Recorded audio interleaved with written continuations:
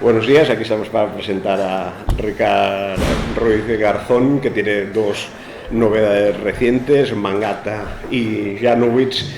Mi nombre es Ernesto Aló, soy periodista del periódico de Cataluña, nos conocemos desde hace años y intentaré, más bien, precisamente supongo por mi formación, intentaré hablar poco, preguntar mucho y dejar que se explaye, cosa que conociendo a Ricard tampoco costará mucho.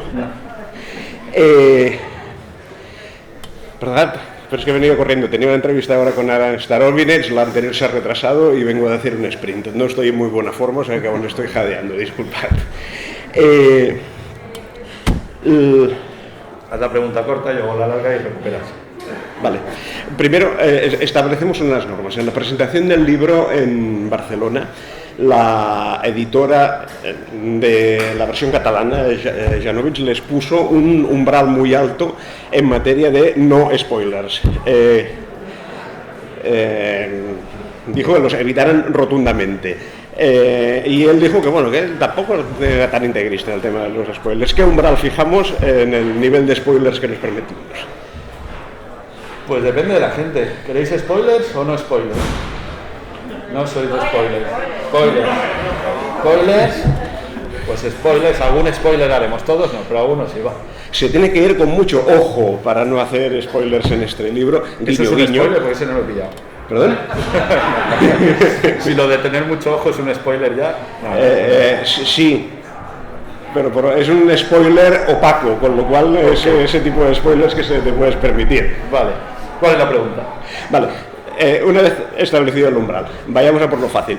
En el caso de Janowitz, tiene dos ediciones, en catalán y en castellano. Una está publicada en un sello de novela juvenil, el otro en un sello de novela de género sin marca, digamos, de juvenil. ¿Es una novela juvenil? No lo es. Vale, bueno, hola a todos. Janowitz es una novela que hacemos con el seudónimo de Masip Garzón. Yo soy Ricard Ruiz Garzón, o sea, soy la mitad, la parte Garzón. En este libro, por ejemplo, delante está Salvador Masip, que es la otra mitad, que ahora se ha hecho muy famoso porque está hablando todo el día en la tele de la pandemia, porque él es especialista, y yo, que estoy en la parte de atrás. En cambio, en catalán nos pusieron en la misma solapa para que se vea que yo tengo la cabeza más grande que él. Entonces... pero está tremendamente traumatizada con lo que en las fotos salga con la cabeza siempre muy gorda y mucho más gorda que Salvador. Dice que es falso, pero os tengo que asegurar que en el periódico, cuando le hicimos una fotografía silueteada para acompañar la firma de sus artículos, su cabeza también desbordaba el marco disponible. Lo siento, ¿eh? Es cierto, y lo peor es que no haya nada dentro. Dice, ¿para qué sirve? Porque si dentro hay mucha masa gris, pues todavía no. La cosa es que Salvador Masip y Ricard Ruiz Garzón decidimos hacer este seudónimo de Masip Garzón. ¿Por qué lo decidimos? Pues evidentemente no para escribir lo mismo que hacemos por separado, sino para hacer algo diferente. Y ese algo diferente son novelas, bueno, que nos apetecía hacer, pero que eran un poquito inclasificables en muchos sentidos. Tienen género, pero se salen a veces del género, sobre todo la primera, que se llamaba Herba Negra, y Herba Negra, esa salió solo en catalán. Las escribimos en catalán, pero también en castellano, no es una traducción, es hecha por nosotros mismos, las dos versiones. Es juvenil porque esta sale en juvenil en catalán, pero en castellano no sale en juvenil, o sea que no es juvenil. De hecho, Salvador Masip dice que no existe el género juvenil y lo dice citando a otro autor que resulta que soy yo. ¿Y por qué decimos que no existe el género juvenil? Porque el buen género juvenil, aquí hay autores de gran nivel en esta sala de infantil y juvenil, en realidad si no lo puede leer bien un adulto porque no es un buen libro, a mí no me vale que sea juvenil o que sea infantil. Entonces lo dice en ese sentido, que estas son novelas, por ejemplo, que leen también jóvenes, pero no solo jóvenes, ¿vale? Entonces son young adult, crossover, como queráis, aquello de rompiendo fronteras de edad. Y nuestra perspectiva es esa, que hay muchísima gente leyéndolas que es joven y muchísima gente que es menos joven. Por cierto, lo tenía que haber dicho de entrada. Salvador Masip no está aquí por varias razones. La principal es que trabaja como investigador en la Universidad de Leicester, pero aunque hubiese querido venir, en este momento lo tenemos enfermo por COVID. Le he enviado un mensajito antes de venir, os manda un abrazo. De momento la única consecuencia que está teniendo después de 2 o 3 días de resfriado es que ha perdido el gusto. Y en su caso, para que hagáis mucho caso de las instrucciones de la organización y os pongáis la mascarilla y hagáis todo lo que tenéis que hacer. En su caso está doble vacunado, su hijo pasó 2 test negativos y los 2 test negativos fueron incorrectos y resulta que era positivo, con lo cual contagió a la familia y en este momento están todos contagiados. O sea, que sed buenos y haced caso, que si no... Sí, no, pero por la presencia del que tiene la cabeza más pequeña. Después hablemos también de Mangata. Hablemos de Janovic. Es una ciudad donde ya de entrada nos dicen que tiene 2 lunas, por lo tanto es otro mundo, donde empiezan a pasar cosas raras. ¿Me podrías empezar a explicar qué cosas raras, para abrir un poco el apetito, suceden en esa ciudad en la que se rompen todas las reglas de la física? De hecho, se está en la edición castellana han puesto que es una ciudad en la contraportada, pero para nosotros no es una ciudad, y de hecho no lo es. ¿Qué es? No lo sabemos. No sabemos si es un mundo, no sabemos si es nuestro mundo más adelante, en una dimensión alternativa. No se sabe nada de eso. Forma parte de los spoilers. Janovic nace por un ex mío que estaba creando un mundo por ordenador y lo creó con tanto detalle y le puso tanto cariño y tantas horas haciendo sus estaciones de metro, haciendo sus iglesias, haciendo sus todo, que yo dije, en alguna dimensión esto tiene que cobrar realidad y ser algo vivo. Y entonces partimos de esa premisa para hacer lo que nos dio la gana, no eso. Yo le dije a Salvador Masip, Janovic, y dijo, me encanta. Os juro que fue así, igual que la primera fue, estábamos tomando un mojito y él dijo, un mojito, imagínate que el mojito nos ataca, hicimos Elba Negra, que fue la primera novela, o sea que tenemos grandes ideas, pero luego la verdad es que nos sale bien, aunque sea escrito a 4 manos, y Janovic es algo en lo que gente casi como nosotros, empieza a ver que su realidad cambia de forma radical y que los ríos no bajan con el agua y que la gente nace con los pies al revés, y que hay gente que no puede dejar de abrir o de cerrar los ojos y dices, ¿qué está pasando aquí? Lo curioso es que esto fue escrito en 2016, 17, 18 y evidentemente no sabíamos que nos íbamos a encontrar con un mundo en el que nos cambiarían las reglas de un día para otro. Entonces nuestros agentes y nuestros editores dijeron, os habéis pasado, esto es mucho más friki que lo que habíais escrito antes, va a ser para 4 gatos, y resulta que está funcionando mucho mejor porque ya no es friki, como ya sabéis, esto de que te cambia la realidad de un día para otro. Empieza con mucho paralelismo con nuestro mundo y poco a poco se va despegando a partir de la estructura y de los personajes, que ahí es donde empiezan los spoilers de verdad. De hecho, resulta fácil como herramienta promocional o como introducción relacionarlo con la situación pandémica, las cosas que empiezan a suceder, pero de hecho quizás las referencias a ese cambio de reglas y de funcionamiento del mundo, creo que cuando escribisteis el libro seguramente estáis pensando más en la emergencia climática. En algún momento a uno de los fenómenos que suceden no es calentamiento sino glaciación, pero se hace referencia a este poder que tiene un cambio general climático en absolutamente todo lo que sucede en una sociedad. Quizás es lo que tenéis más en mente, creo intuir.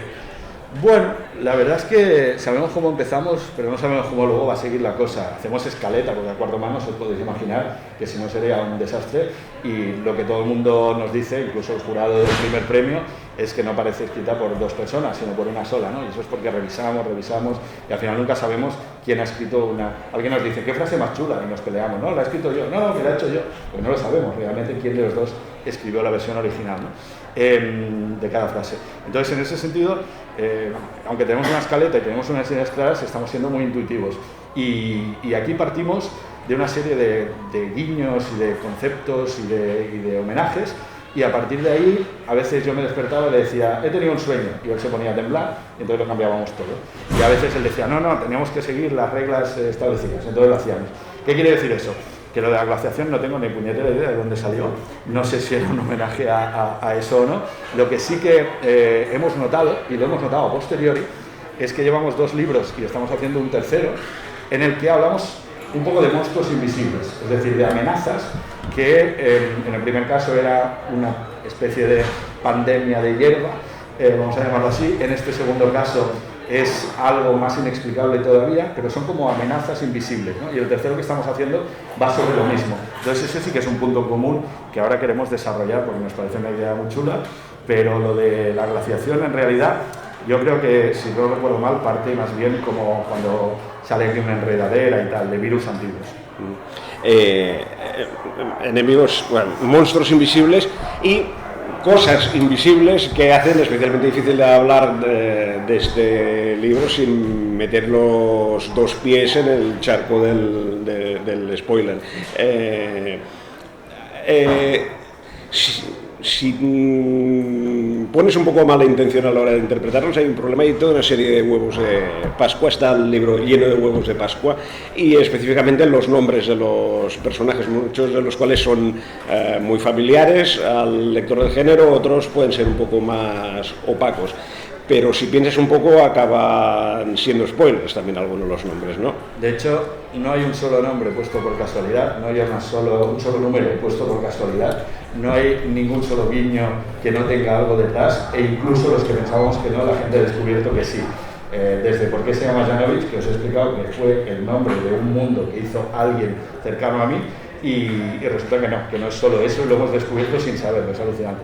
Janovich, entre otras cosas, es el apellido del guionista del gabinete del Dr. Caliban, y eso no es para nada casualidad, porque la cita inicial del libro es del gabinete del Dr. Caliban. Entonces hay muchos guiños. Los nombres, los capítulos del libro no empiezan 1, 2, 3, 4, sino que empiezan 3, 1, 4, 1, 5, 9, algunos ya sabrá por qué, otros ya seguiréis explorando por qué.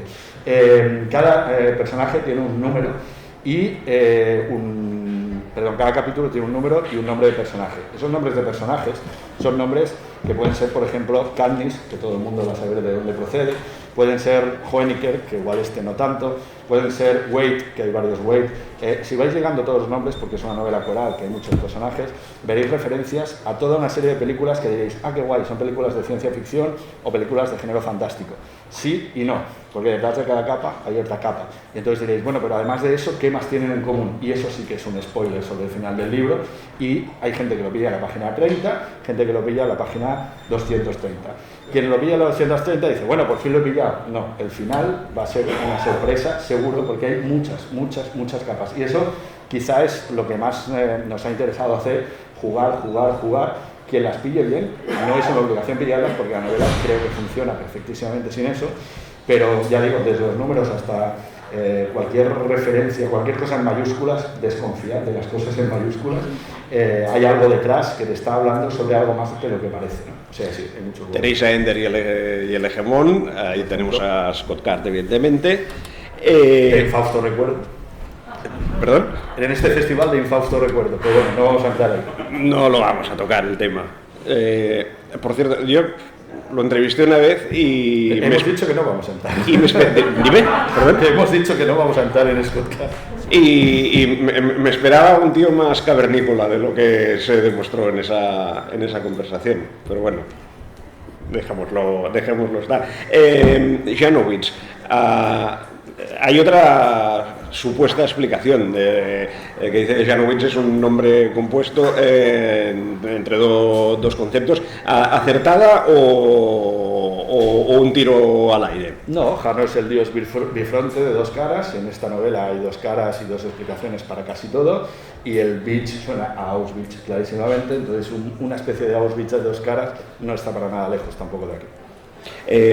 Hoeniker, aquí el huevo se me escapa de las manos. ¿Directamente nos vamos a la RDA o hay alguna referencia en el género que yo no conozca y que dirija a Hoeniker? Clarísima, y no voy a daros todos los secretos, buscadla. Aquí hay alguien en el público que los fue cortando todos y cortó todos los de todos los personajes, y luego hay una especie de chat de una gente que aparece cuando aparecen los capítulos con el número 0, y ahí también aparecen una serie de nombres que casi todos se pillan rápido, pero hay uno especialmente difícil que a todo el mundo le cuesta y al final lo sacaron.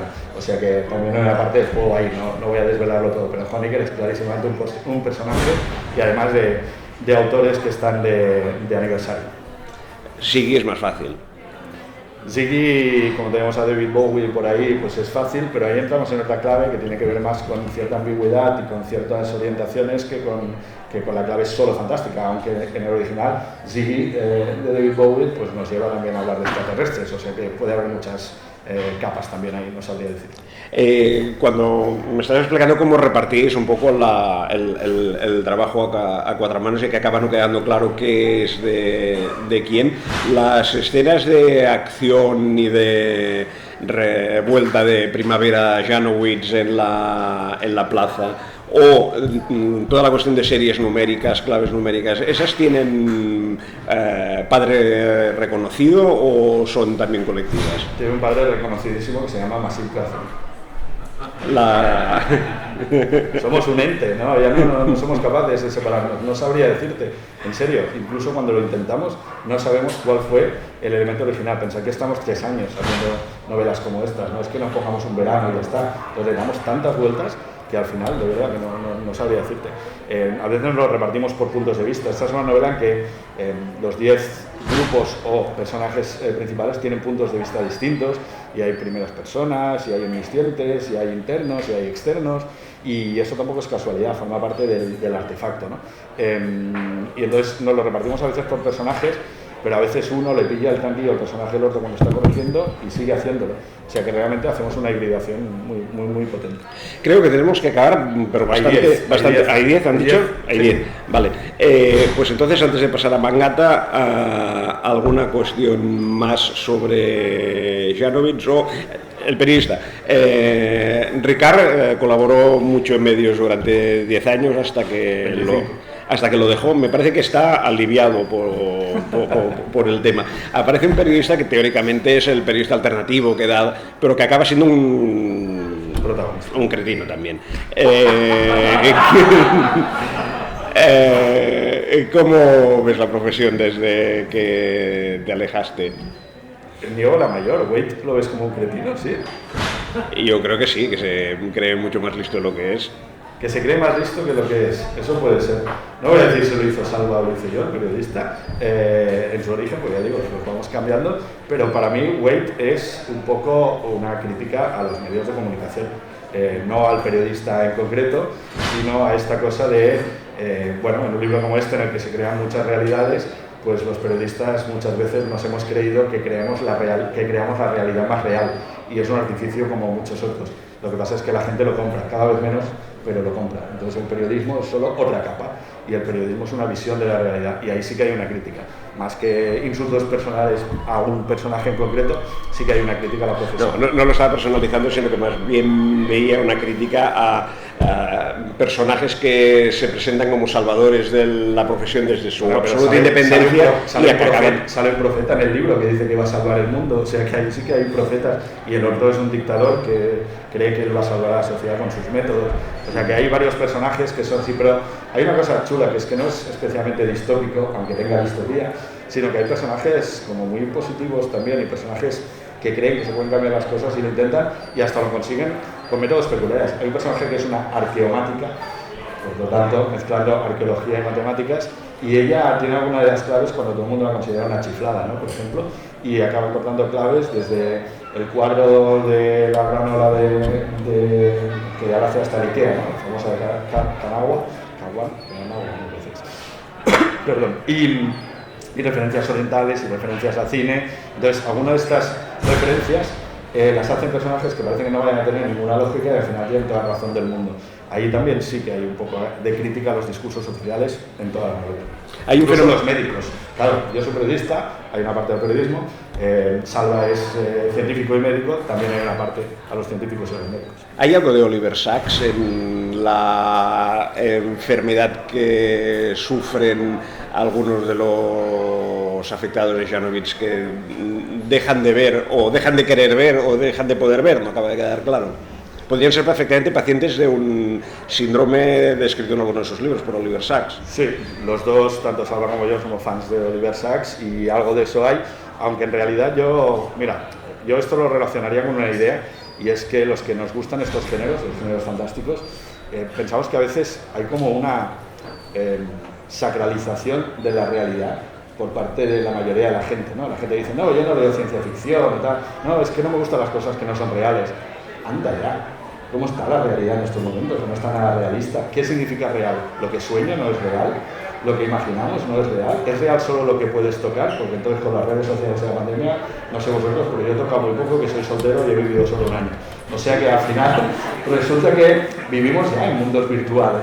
¿Qué quiere decir eso? Que lo de la realidad es una sacralización que me parece muy bien. Al final, ¿qué pasa? En estos momentos estamos metiendo mucha ciencia ficción por todos lados y diciendo esto es genial porque, claro, nos permite hablar del presente, de la crisis climática, de los cambios de las revoluciones sociales y afectivas, y todo eso es verdad. Pero a mí me encanta la literatura escapista. ¿Qué problema hay? ¿Por qué haya literatura evasiva si yo me lo paso bien en el mundo? ¿Qué pasa? La poesía es muy práctica, la poesía es escapista muchas veces. Si el arte por el arte funciona, ¿por qué ha de tener una lectura real? Entonces yo en este momento soy muy defensor de las dos cosas. Lo que tiene lecturas reales me parece genial, aquí las hay. Lo que es simplemente porque nos gusta, porque es arte, porque es lo que Tolkien decía sobre la crítica y los monstruos, yo como un monstruo porque un monstruo me apetece y es una categoría estética y es algo que me gusta. Que luego alguien le quiere buscar un significado, genial. Que yo a lo mejor había pensado un significado, genial. Pero si no lo tiene, también genial. Y a mí no me pregunta sobre Mangata porque ya nos están mirando mal. Mangata. Tuve un pequeño problema, que es que creía que que te veníamos a presentar Janovic. Cuando vi el programa dije, ostras, Mangata también. Antes no se ha notado en la presentación, ¿a qué no? Antes de salir de Barcelona fui corriendo a comprar Mangata, que no lo tenía. Lo leí la noche antes de salir de Barcelona, con lo cual puedo preguntar también sobre Mangata, aunque me vino así de golpe. Mangata. Primero, las palabras. ¿Qué significa Mangata y qué juego de palabras hay detrás de Mangata, esas palabras tan peculiares en cada idioma? Y la segunda pregunta te la hago por si tenemos que salir corriendo, ya la hago en un pack. Gira en torno, digamos, la mitología de las mujeres de agua que existen en diversas culturas. En este caso, más o menos intuye que sucede en Cataluña, que hay una figura de este tipo. Tenemos, es una figura mitológica, folclórica, popular, bastante extendida. No sé si aquí en Asturias hay algún equivalente o no. Hablemos de palabras y hablemos de mujeres de agua. Venga, todos son 2 minutos. A ver, Mangata es una novela juvenil que ha hecho que llore mucha gente. Incluso aquí hay gente que ha llorado en esta sala. Y yo lloré escribiéndola. Y eso me parece la mejor manera de presentarla, porque es una novela muy distinta a Janovic. Janovic es una novela de acción y es una novela de reflexión. Mangata es una novela emocional, muy potente, de una chica que ha perdido a su hermana y que le prometió a su hermana que andaría sobre el agua justo cuando la luz de la luna hace un caminito, que eso que llamamos nosotros rielar es Mangata en sueco. Hay una palabra para una cosa que nosotros tenemos que explicar con varias palabras, porque rielar es un verbo, pero además es que el caminito que hace el luz de la luna sobre el agua, ella piensa que hay que caminarlo. Entonces está lleno de palabras así, en homenaje a ella, intentando caminar sobre el agua. Ya os digo que al final camina.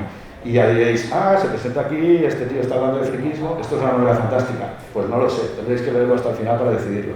Porque, aunque nos ha hecho un spoiler Ernest, y ha dicho que al final salen mujeres de agua, lo que son las Hanas, Shanas, por aquí, por estas tierras, pero también en otros puntos de la península hay muchos personajes que son las doncellas de agua o equivalentes así, pues salen, pero yo no sé si ella lo es o no, lo tendréis que decidir vosotros. Y en ese sentido sí que tiene una particularidad Mangata, es que tiene muchas listas de palabras de este tipo. A mí me fascinan las palabras que no tienen una traducción en otra lengua. Y sale Sundoku, que es la pila, esta os encantará, esta os la lleváis puesta, porque el Sundoku es la pila de libros que os compráis y no os vais a leer y la tendréis ahí durante mucho tiempo. Creo que es muy Celsius esta palabra, ¿no? Y salen palabras pues en muchos idiomas. A mí me encanta Hayus, que es una palabra en indonesio, que habla de la gente que cuenta chistes tan malos que al final solo te puedes reír, pero no porque sea bueno, sino, yo qué sé, porque es malísimo, ¿no? ¿Cómo dices eso con una sola palabra en castellano? No la tienes. Entonces hay una serie de listas que ella va haciendo, la protagonista, mientras explica su historia en primera persona, y esas palabras también tienen spoilers y partes de la historia.